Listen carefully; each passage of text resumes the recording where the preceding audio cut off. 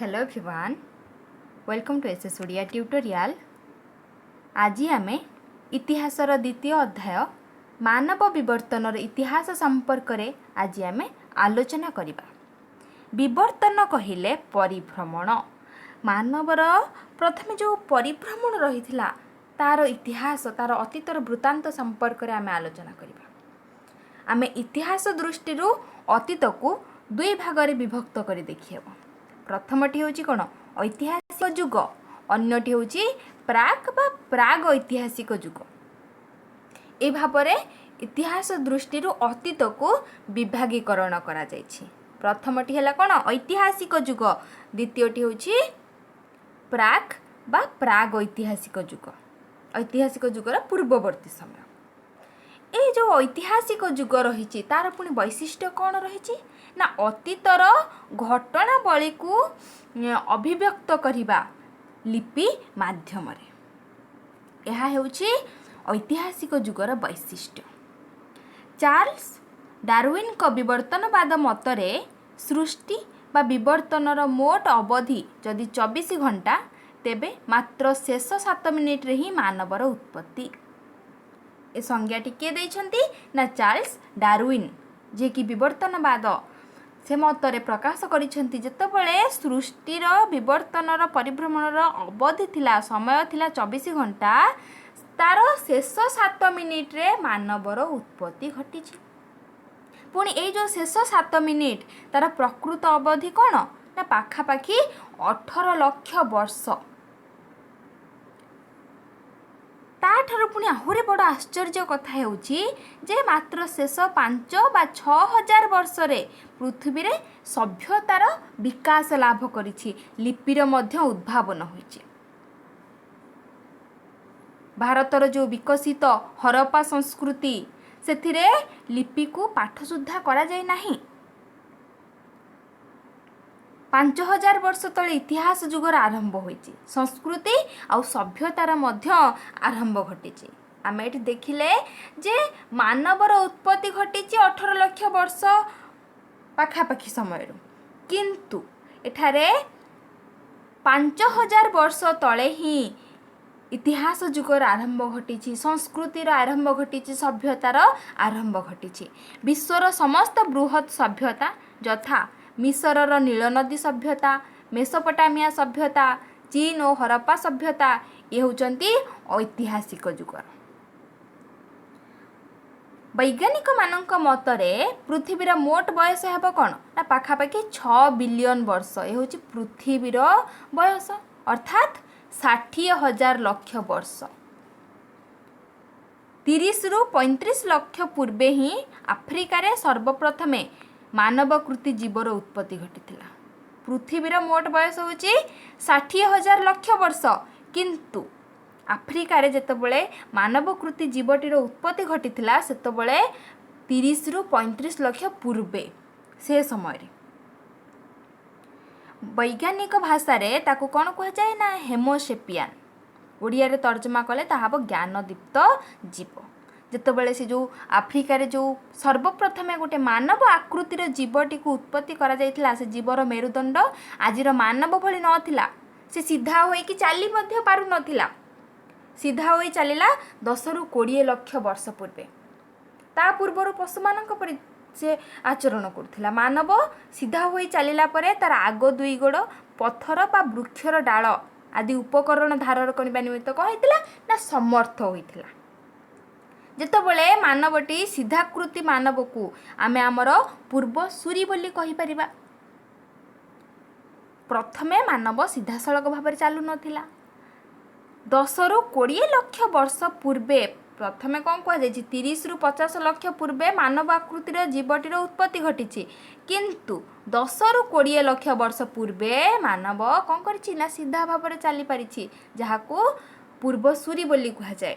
यहाको वैज्ञानिक भाषा रे होमोसेपियन कहा जाय थाए। ओडिया रे ताकू तर्जमा कले ज्ञानदीप्त जीव बोली कहा जाय। सीधाकृति चारिपाद परिवर्ते गतिशीलता निमंते केवल 2 पादर उपयोग मस्तिष्क एवं दांतर परिपाटी को पूर्ण अवयव विशिष्ट मानव ज्ञानदीप्त मानव बा हेमोसेपियन वैशिष्ट्य बोली गणाए। पूर्वर मनीष कौन करुला ना चारि पादरे दुई पाद दुई हाथ रे से पशु परि चलुला। जितेबाला सीधा भाव में से दुई पादर उपयोग कला, पाद मध्यम चलवा शिखिला, तार मस्तिष्क तार दांतर परिपाटी रही ए समस्तर अवयव जानिला, सेतबले ज्ञानदीप्त मानव बा हेमोसेपियन वैशिष्ट्य बोली कहा जाय था।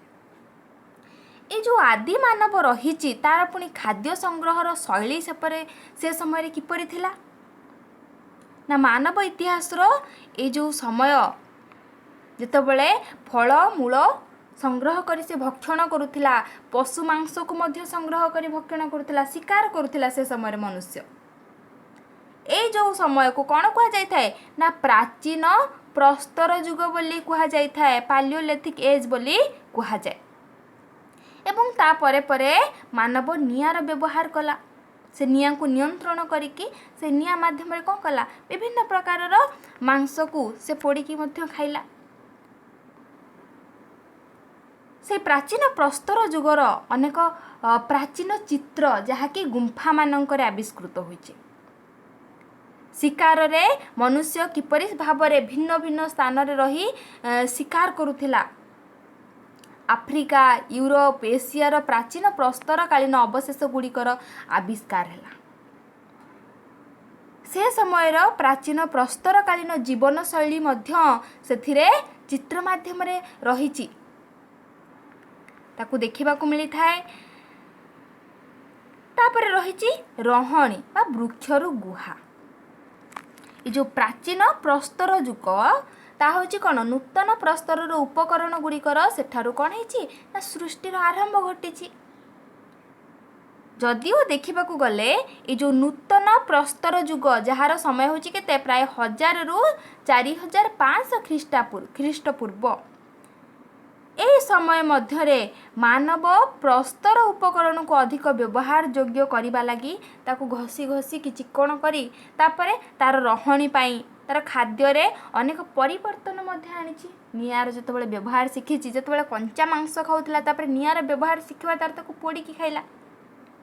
सुरक्षा पाई मानव कौन कला प्रथमे वृक्ष उपरे रहुतिला, तापरे वृक्ष रे न रही से गुहा बा खोला जगह रे रहिबा पाई शिखिला। तापर धीरे धीरे से गछ लता गुल्म आदि प्रक्रिया किपरि भाव में से विकसित लाभ कर अनुध्यान कला। तापरे से कौन कला खाद्य जोगाउथिबा जो वृक्ष गुड़िक रही गछलता गुड़िक रही से रोपण कला। किछि केते कम दिन रे से परिपक्व हेब तार मध्य प्रतिपालन कला। ये जो खाद्य संग्रहकारी और शिकारी रु खाद्य उत्पादनकारी पशुपालनकारी रे परवर्ती समय रे से रूपांतरित होइछि। एही जो समय नूतन प्रस्तर अधिक रु अधिक उपयोग हेबार सही कालांश को नूतन प्रस्तर युग बा नियोलिथिक एज बोली कहा जाय थाए। नियोर अर्थ हेउछि एठारे नूतन, लिथ माने पत्थर, एठारे मनुष्य पत्थरर जो व्यवहार कला से नूतन प्रस्तर युग बा नियोलिथिक एज बोली कहा जाउथला। एई नूतन प्रस्तर युगरे पत्थर व्यतीत मनीष पशु हाड़ को मध्य किपरि भाबरे उपकरणर रूप प्रदान करि पारिछि एवं तार व्यवहार मध्य करि पारिछि। एई युगरे आफ्रिकार चेसवानजा एवं स्वात्र क्वान्स आदि केतेक स्थान पोड़ा माटी, पोड़ा अस्थि और चुलीर अवशेष मध्य प्राप्त होइछि। आफ्रिकार इथियोपिया, केनियारू नूतन प्रस्तर युगीय सर्वपुरातन उपकरण मान प्राप्त होइछि। ए पॉइंट मन रखंतु, आफ्रिकार इथियोपिया और केनियारू नूतन प्रस्तर युगर जो सब उपकरण मान रही सर्वपुरातन से समस्त सेठारू मिलिछि। तापरे भाव विनिमयर माध्यम भाषा और कलाकृति। मनुष्य जेतेबेले भाषा उत्पत्ति होई नथिला, भाषार उत्पत्ति होई नथिला, सेतेबेले निजर भाव को विनिमय करिबा पाई आदि मानव कौन करथिला निजर अंग भंगी प्रदर्शन करी निजर भाव को से अन्य निकटरे व्यक्त करुथिला।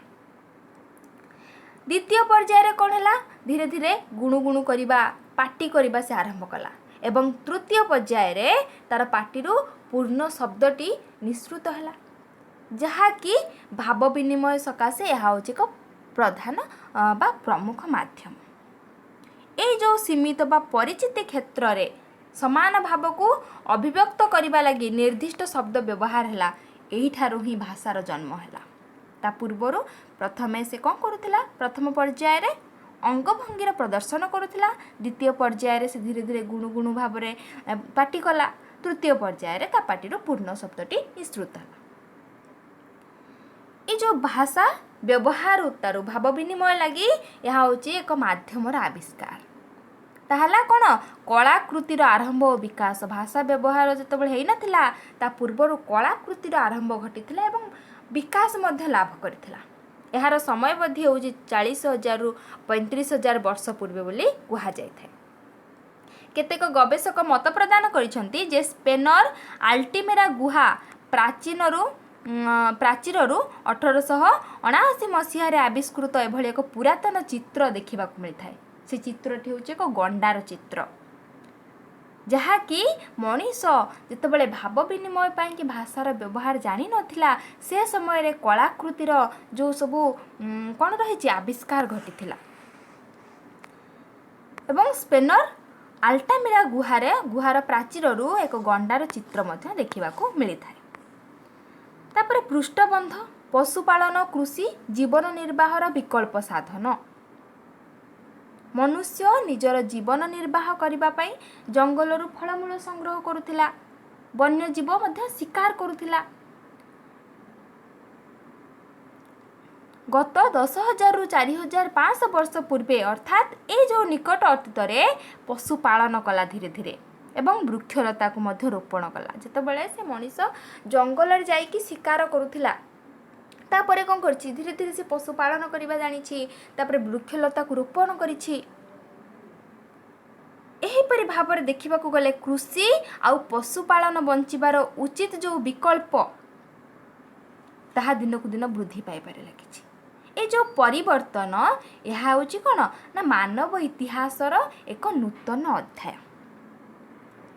धीरे धीरे किपरि भाव में मनुष्यर इतिहास परिवर्तन घटी एठार देखुथिबे जे आम आलोचना कले खाद्य ठार आरंभ करी से किपरि भाव में वृक्ष रहुथिला, तापरे धीरे धीरे खोला स्थान रहिबा पई पसंद कला, गछरु फलमूल आनी वन्यरू खाउथिला, तापरे धीरे धीरे वृक्षरोपण आरंभ कला, बण जंगल जाइकी पशु शिकार करुथिला, धीरे धीरे पशुपालन मध्य कला।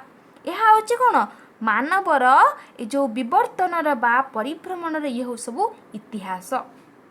भूमध्य सागरीय तट एवं ईरान जाग्रो पर्वतांचल मध्यवर्ती क्षेत्र में प्राय 10,000 वर्ष पूर्वे एभली कृषि और पशुपालन होतिबार जଣା पड़े।